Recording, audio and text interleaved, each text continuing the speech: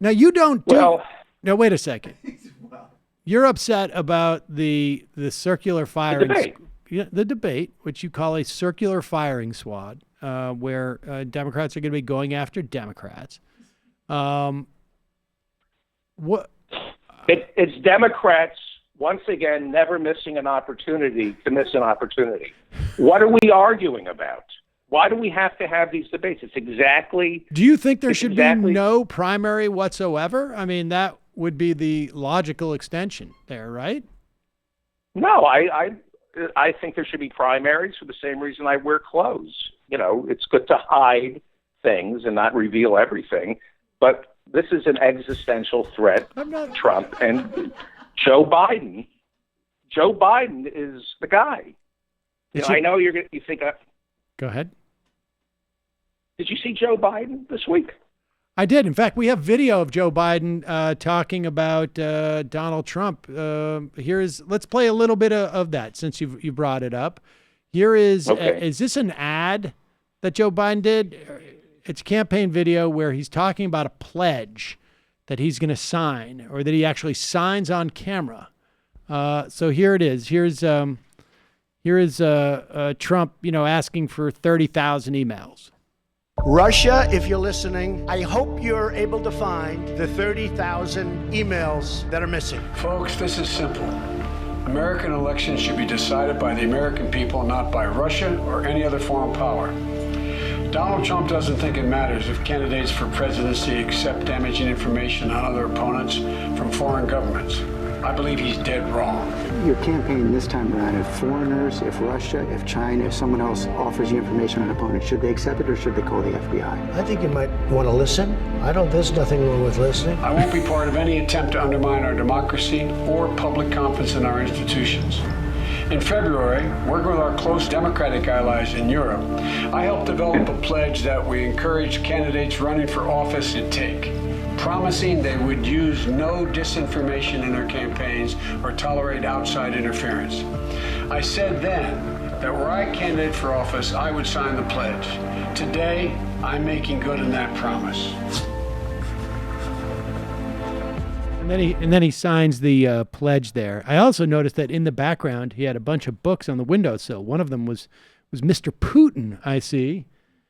What are the other books that he's got there? Anyways, you want me to respond to that? I'm afraid I'm going to end up lording my deep intellect over you guys. But that's why we have you here. Please, do lord.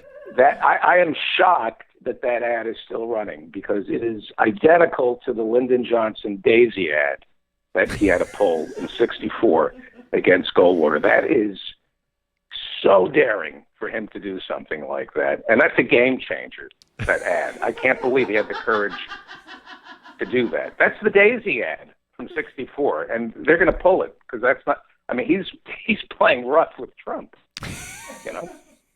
So you think that's just a go at him, like, and that the signing of that document on his page, on his desk is the equivalent of dropping a nuclear weapon? He took Trump out behind the gym and punched him in the face. That's what Joe Biden did. And he shouldn't do that. That's not who Joe is. But sometimes, Joe has to throw down, and he just did it. You know what Joe said? Middle class Joe? What did middle class? Middle class Joe. Yeah. Middle class Joe. And he is middle class, because if he were part of the upper class, he could have afforded a better facelift. That he's a man of the people. Right. You should be demonetized for that joke. Yeah. That was very mean. That is very odd hominem of odd you. Hominem. Homina. What are you, Ralph Cramden? That's that Michael. Was a Cramden reference. Yeah. No, Joe Biden. You know what he said this week? You know what Joe Biden said this week? No. Which no other candidate has said? What's that? He called Trump an existential threat. Yes. To our country. He literally said that. He said He said Donald Trump is an existential threat to America. And your guy Bernie or Elizabeth Warren, what do they talk about? Student loan debt, climate change, health care. But Joe Biden, he goes after the really big stuff, existential threats. It's true. He's going after. What's Bernie's plan? What's Bernie's plan on existential threats?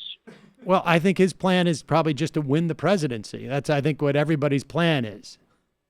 Bernie's plan is to defeat existential threats by just winning the presidency. Well, that's actually, isn't that what Joe Biden's plan is? Like the way you get rid of. He said Donald Trump is an existential threat. Right now, he's just a blip. But if he stays on for 4 more years, he'll be an existential threat. Yeah, well, actually, Bernie drew some pretty powerful historical parallels in his speech the other day, and I think he wants to not only get rid of the threat of Trump, but of the conditions that lead to Trump and Trump-like things, David. Or Feldman. Oof. Like what? Like what? What's more important than an existential threat? You tell me. I see us at existential threat level orange. That's how bad it is right now. Did you work on that system with Rob Reiner? Great man. Great man, Rob Reiner. When Harry Met Sally, I watched that movie and I go, I want to know who directed When Harry Met Sally, and whoever directed that movie, he's going to tell me who to vote for.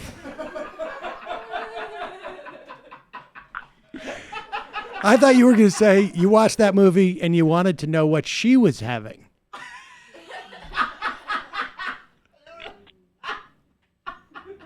Yeah. Right? Yeah. Katz's delicatessen. Right. Don't think I don't get the anti-Semitic subtext to that joke. Where Meg Ryan fakes an orgasm at Katz's delicatessen, and I'm supposed to roll with that, right? Okay. Right. In other words, that if you're like if someone is having an experience with a Jew, that they could only have a fake orgasm. I want to talk politics. I don't want to talk religion with you. I understand.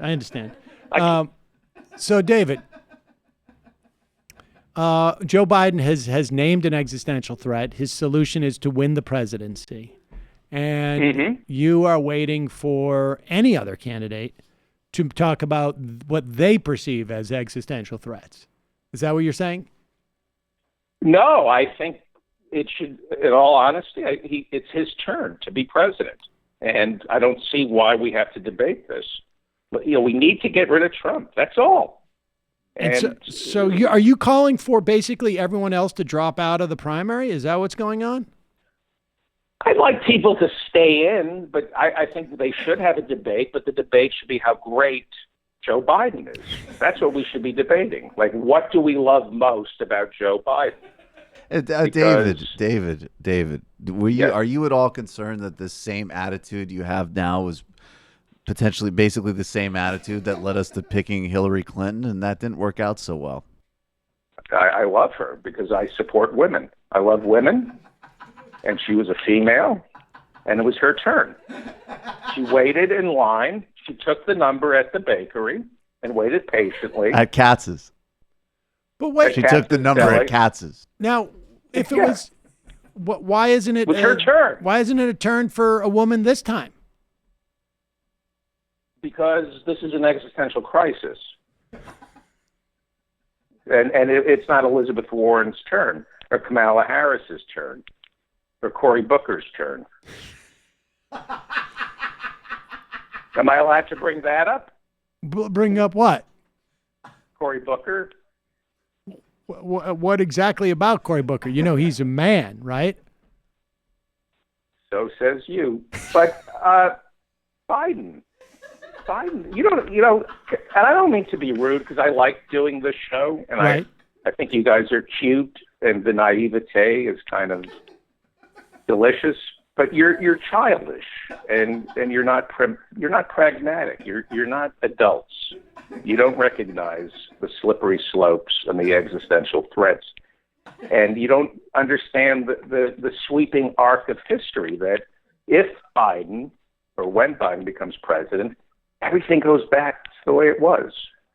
And it's going to be perfect. Now, Dave, I was going to ask you about this. What the way it was that Mitch McConnell was not even giving hearings for a Supreme Court nominee. You're talking about Merrick Garland. Yeah. Yeah. But that's because of Trump.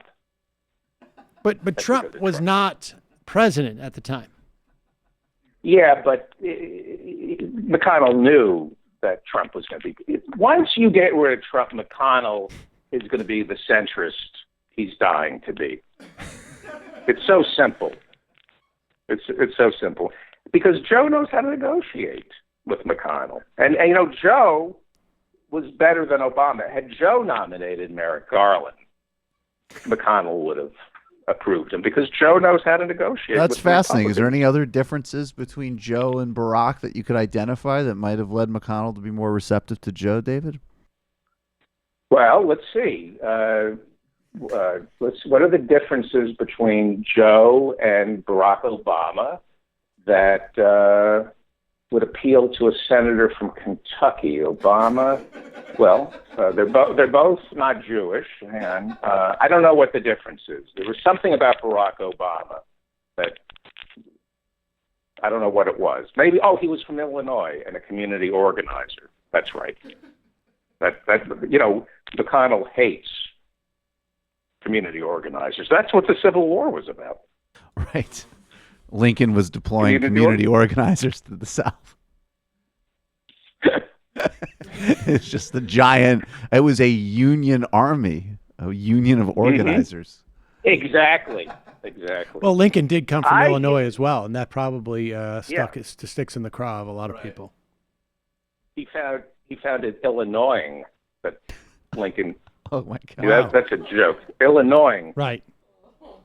Hey, did you see that the you concerned Democratic at all, process- David, if Donald Trump was able to do a kind of, he obviously has no shame and he'll lie, and that he's going to go back out on the trail and have a lot of opportunity to talk about how Joe Biden voted for all the trade agreements that were so bad for the industrial Midwest and was a main point person for credit card companies in the Senate to hurt working people, that he even fought against Obama on big parts of healthcare, apparently, that Trump can turn right around and shamelessly lie and attack him, maybe even from like the fake left, the way he did to Hillary. Does that worry you at all, or is that naive?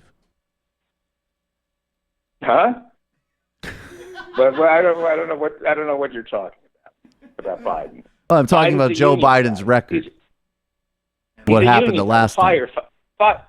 The firefighters support Joe Biden. He's middle class. He's a union guy. I don't know what you're talking about. You're just making up stuff now. I think the firefighters making supported trouble. Hillary, and that didn't, along with all the other major labor unions, that didn't save her from this, from her own voting record. Oh, so you don't like the firefighters? So you think Jon Stewart was grandstanding in front of the House Judiciary Committee this week? That's really nice of you. The first responders. You hate the first responders. Why? Why do you hate first responders? Well, I obviously, you should be demonetized for lying about my view like that. It's a slippery slope if we let people lie like that about other people's positions, David. David, You're a child. You're a child, and Sam's a child. You're all child. You're all children. You're all children. Let me ask you this: where exactly are you monetized, anyways?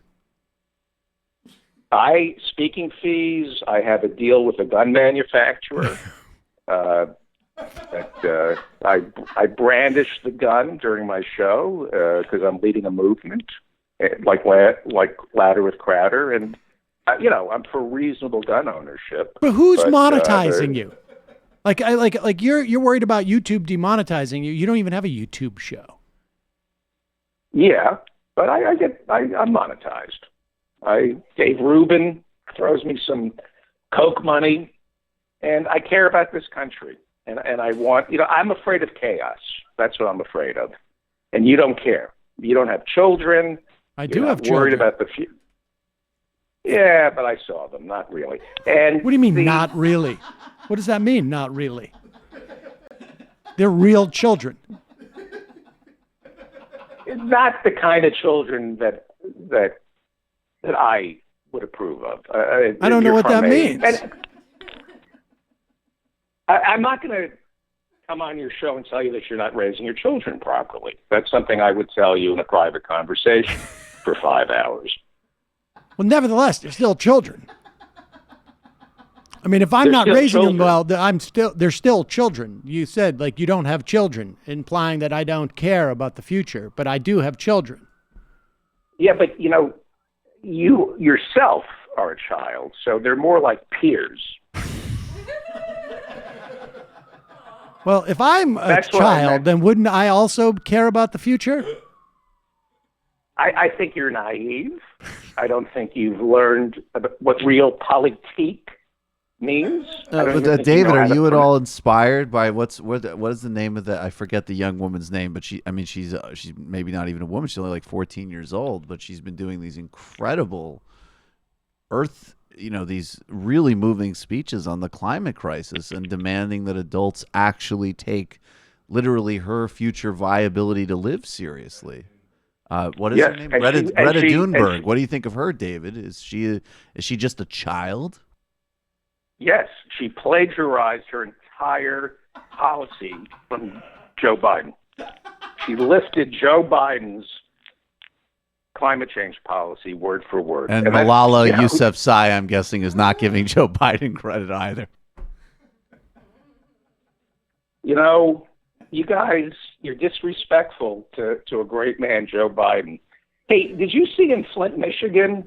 You want to talk about bravery? You want to talk about great Democrats who are pragmatic, who know how to pronounce realpolitik properly, unlike you guys, because you just have this narrow view of the world.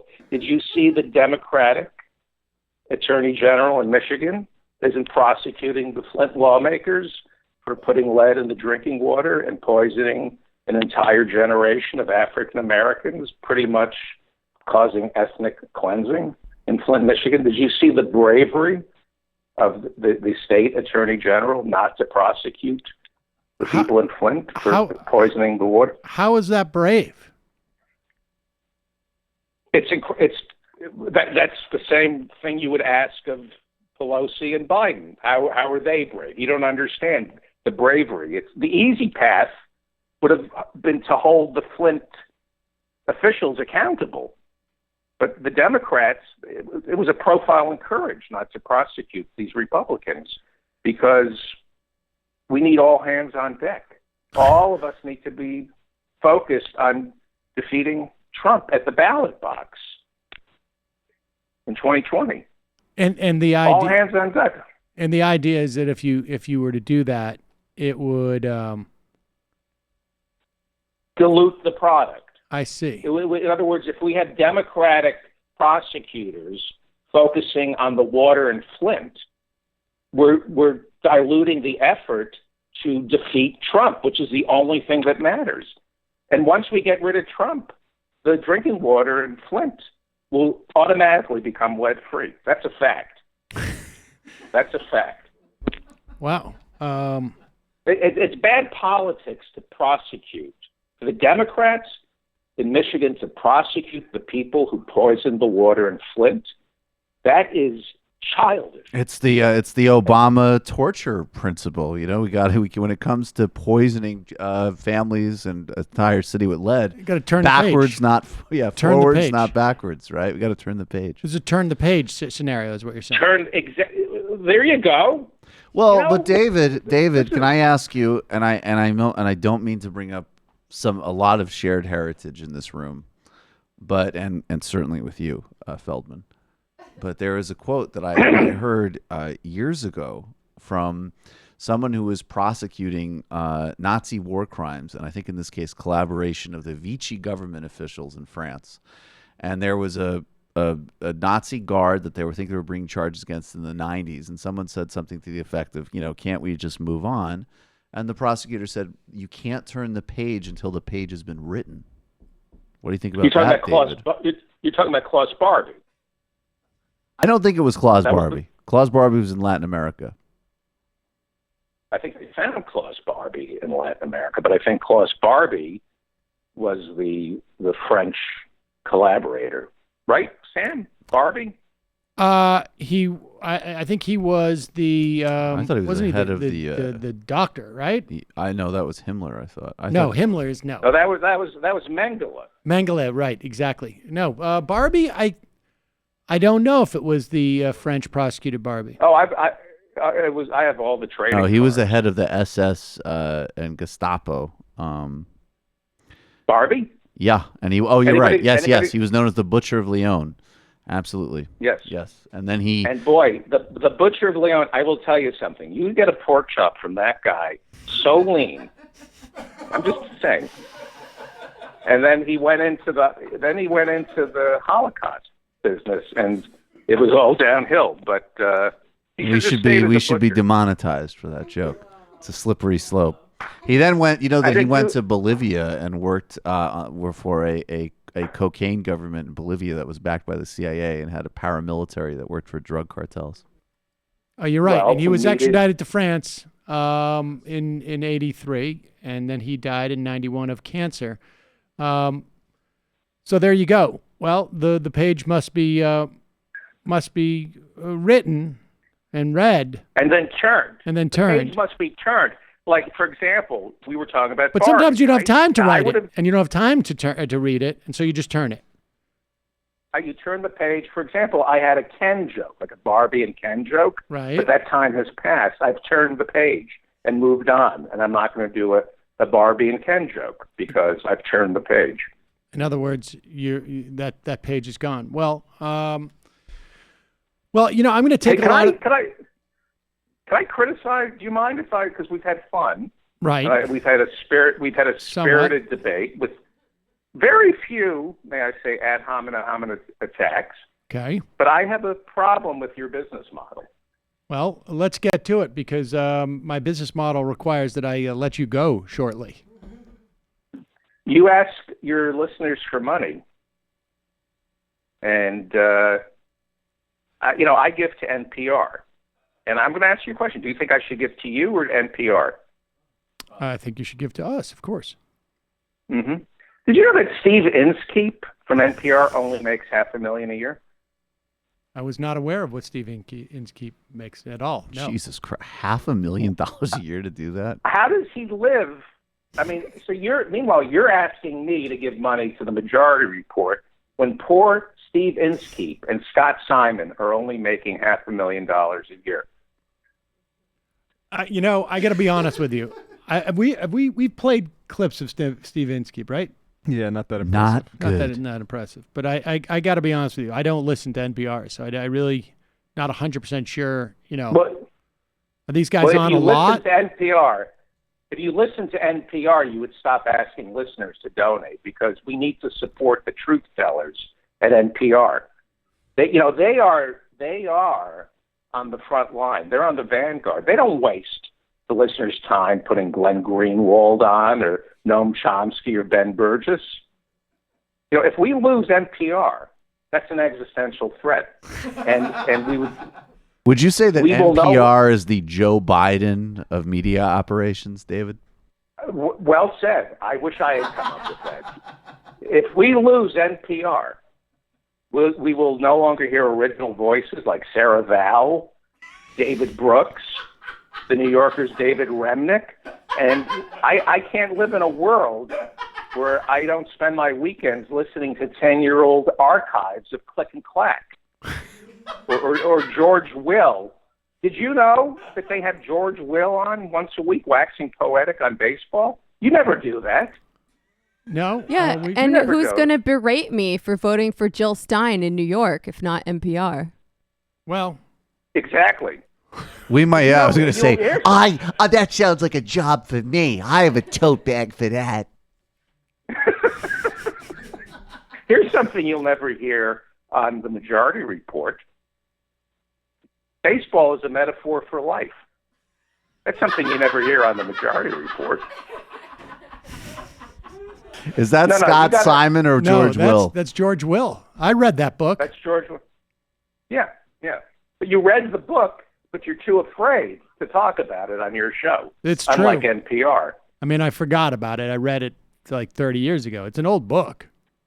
Now, you rather waste your listeners' time prattling on about Lula and the Sudan, unlike Ira Glass, who cuts through the noise and tells us the truth about Brazil. They consider all things. They can all things considered. Last week, Ira Glass on This American Life introduced me to a barista working in Astoria who brews a roast made up of coffee beans from Brazil and Sudan.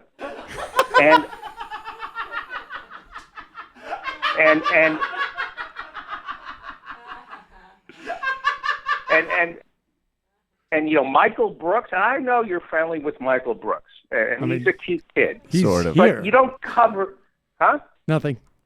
Go ahead. Well, you don't cover the world talking about whatever he talks about. You cover the situation in Brazil by introducing us to the tastes and sounds of Brazil.